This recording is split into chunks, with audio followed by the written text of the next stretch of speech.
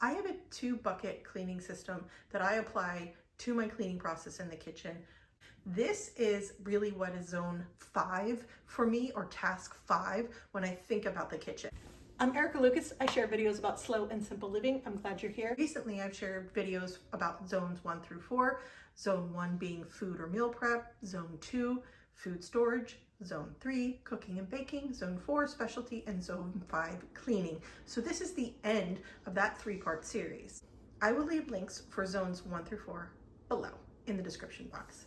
Cleaning supplies for my everyday cleaning is kept in the kitchen. It is kept under our kitchen sink. So I have a blue dollar store bin that has all the materials that I need to clean my kitchen sink and to make my everyday all-purpose cleaner. All that stuff is in a blue bin under my kitchen sink. When I put together my everyday cleaner in a glass bottle, I put in rubbing alcohol, water, vinegar, and essential oils. And I use a little funnel to get those things inside the container. And that's my everyday cleaner for all surfaces. I have actually started using it on my stainless steel oven and dishwasher and fridge, and I'm finding that that homemade cleaner is working better than the products I bought specifically designed to clean stainless steel. I was pretty surprised by that. And this recipe, this homemade recipe, works better on the windows in my house for the fingerprints from the kids, and as well as from the dog's nose print. This homemade cleaner works better than any of the store-bought cleaners that I have bought in the past. I was pretty surprised when I put it to the test. And here's my 2-bucket system. I have 1 bucket of clean water that is filled with hot to warm water and a cap fill of Dr. Bronner's Pure Castile soap. And I like the lavender scent, so I always buy that one. And then I have a bucket that's for dirty rags and dirty mop heads. My clean water bucket stays that way the whole time. I know there's like an O-Cedar mop that has the 2-bucket system built in and whatever. I just use 2 buckets. I think I got them from the dollar store. I don't remember. I've been doing this so long, I don't know where I got the buckets, but they were just cheap cleaning buckets.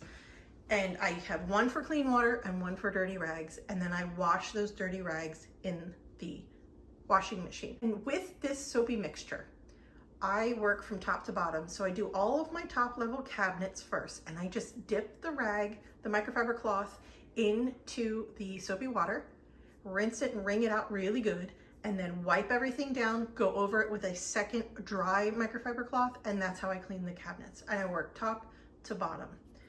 And I go all the way around the bottom cabinets and then the island cabinets as well. A new place, a new home, for a while, let me feel alive. Nothing to hold me back, take my time, just enjoy the ride.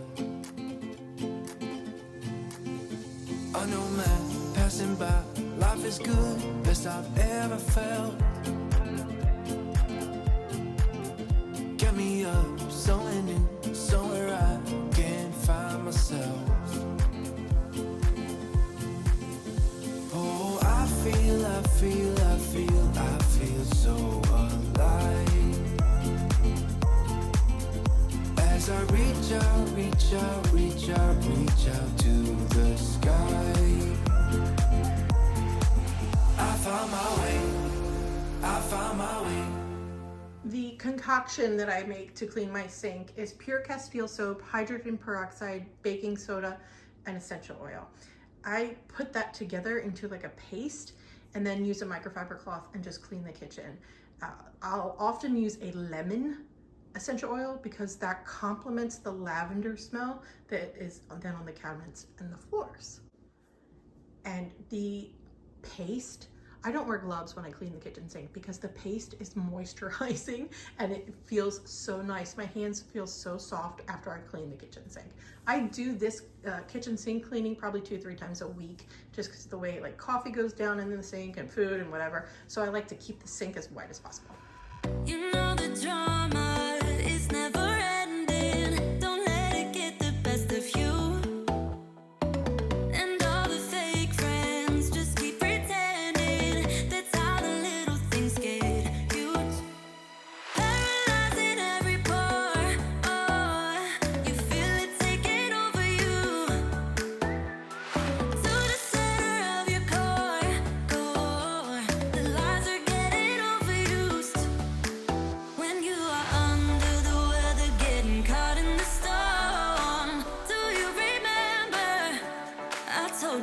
If we dance in the blizzard, we are not getting cold. So keep on dancing, baby.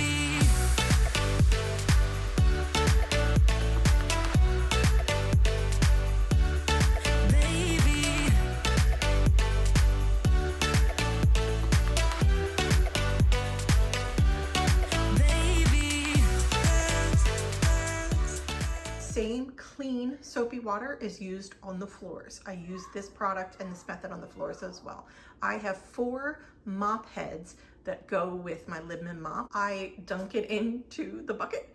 I wring it out really good so that I'm not putting a lot of water on the floors, and I just mop around the floors, and when the mop head is dirty, I throw it in the dirty rag bucket and put on a new mop head and put it in the clean water. I never dip a used rag or used mop head into my clean water. And I just use this clean water, this clean soapy water, to clean the whole kitchen. And then sometimes I go around the rest of the house if I'm motivated. Some, like on the steps, if I have extra rags, I will go do the hardwood floors on the sides of the carpet, up the stairs as well. It's a really great way to use up the rest of the soapy water. To clean my stove, I use my homemade everyday spray for the surface and then for the window of the oven and for the stainless steel. It just seems to work better than the stainless steel product that I bought that was specifically designed for it. That's how I clean that. Now, if there's food on the stove top, I'll take off the grates and I use Power Scrub by Scrub Daddy, whatever it is.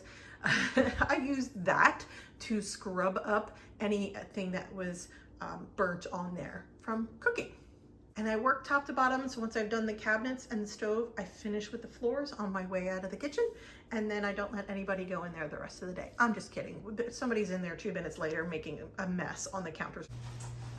I wash the cleaning cloths in the washing machine. I use a Drops laundry pod, and I usually separate the mop heads and then the surface cleaning cloths into 2 different loads. Something about just washing the things that clean the floor and the things that clean the kitchen counter. I don't know, those just need to be separate in my brain. I'm really glad you spent part of your day with me today, and here's a link to zones 1 and 2 and 3 and 4. Have a great day.